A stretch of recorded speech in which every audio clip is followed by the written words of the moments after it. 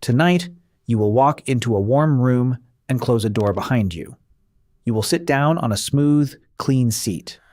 You will not think about it even once. And when you are finished, you will press a small lever, and the entire problem will quietly vanish, swept away by clean water into pipes you will never see, never smell, and never have to think about again.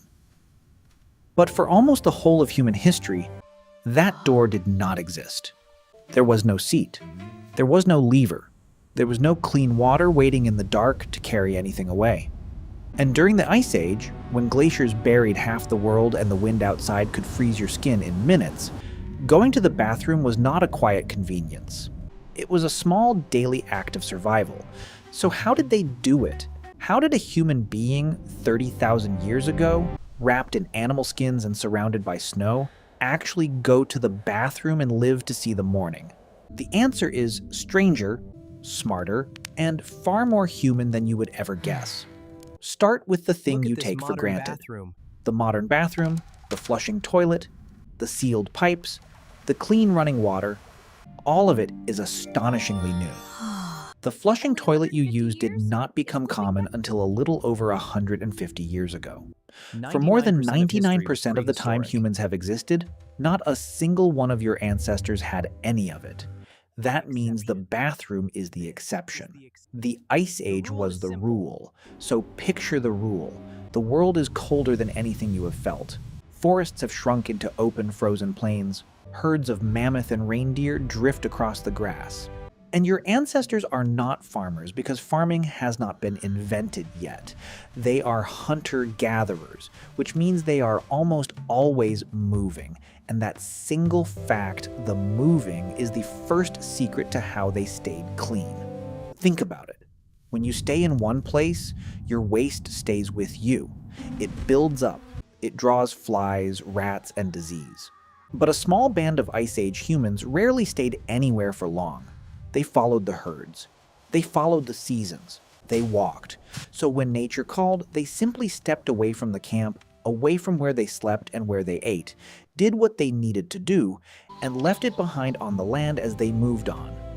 The earth did the rest. Rain, frost, insects, and bacteria broke it down. By the time anything could become a problem, the people were already gone. So the very first toilet humans ever had was not a thing, it was a behavior. It was distance. But the Ice Age added a brutal complication, and this is where it gets interesting. Out there, the cold could kill you.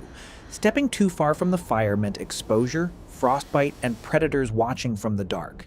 Stepping too close meant fouling the one warm, safe space your survival depended on. So your ancestors had to solve a quiet daily puzzle. Far enough to stay clean, close enough to stay alive. Where is that line exactly, when the temperature is far below freezing and a cave lion might be waiting in the snow? We are not just guessing about any of this. We actually have the evidence. And the evidence is, well, exactly what you think it is.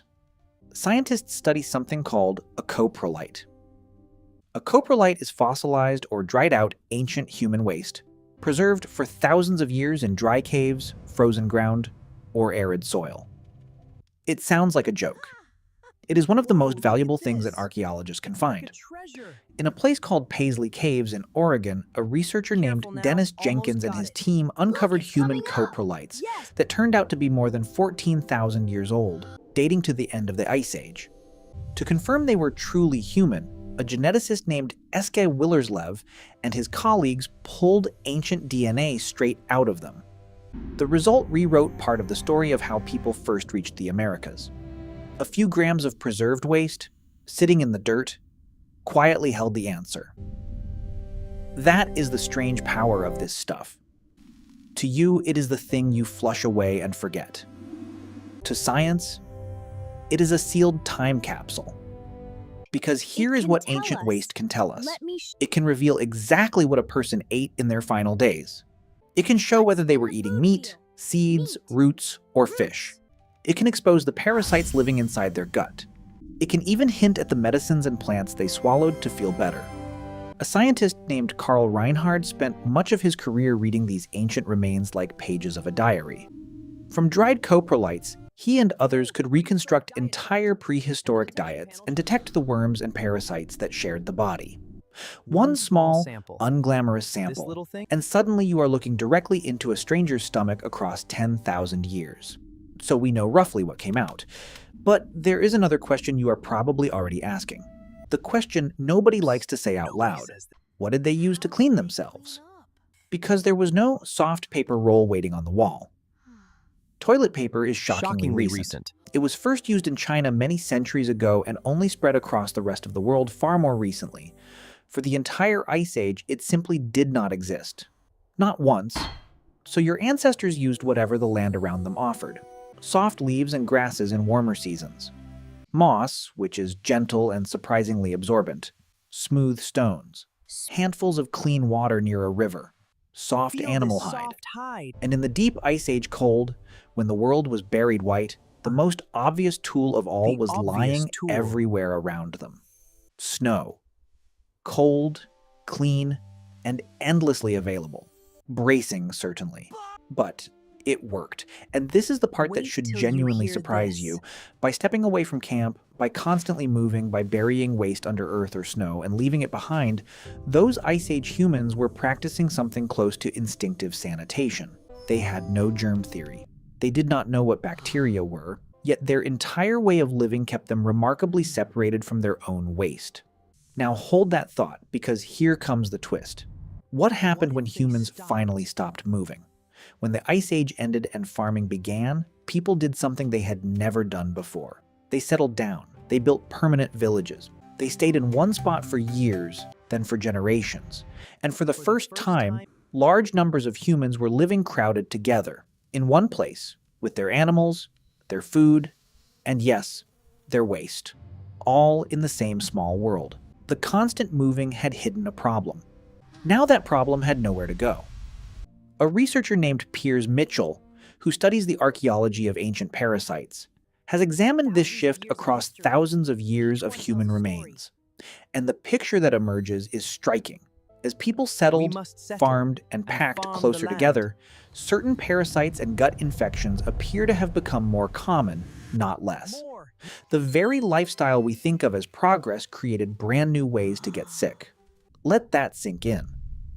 The Ice Age hunter-gatherer, squatting in the snow with a handful of moss, may have been living in cleaner conditions than the early farmer in their cozy permanent home. Why? Because the hunter-gatherer kept moving away from the problem. The farmer stayed and lived right on top of it, so the toilet, the sewer, the clean pipe, all of that came later. It was not the start of human cleanliness, it was a desperate repair. We invented sanitation systems to fix a mess we made the moment we stopped walking away. The flush you will use tonight is not the beginning of the story. It is humanity's answer to a problem our Ice Age ancestors never even had. And this is where it quietly comes back to you. Watch what you actually do the next time. You will look for a door. You will want privacy. You will instinctively move away from where you eat and where you sleep. You will feel, somewhere deep and wordless, that this is something to be done apart, in a separate place away from others. Where do you think that instinct came from? It was not taught to you in a single afternoon. It is old. It is far older than your house, your city, or your language. It is the same instinct that sent a fur-wrapped human stepping carefully away from the fire and into the cold 30,000 years ago, balancing distance against danger. Your body still carries their solution, the privacy, the separation, the pull to step away. You inherited a survival rule so deep that you obey it every single day without ever noticing. You think the clean white room is the natural state of things. It is not. It is a thin modern layer, barely a few human lifetimes thick, stretched over an instinct that is unimaginably ancient. So the next time that door closes and the world goes quiet, remember what you are really doing. You are not just using a machine. You are repeating one of the oldest careful habits your species ever developed, the same quiet calculation your ancestors made in the snow, simply to make it to tomorrow. Tonight, you will walk into a warm room and close a door behind you. And somewhere inside that simple, forgettable act, in the privacy, the distance, and the instinct to step away, A 30,000-year-old survivor is still standing in the snow, still solving the same problem, and still quietly keeping you alive.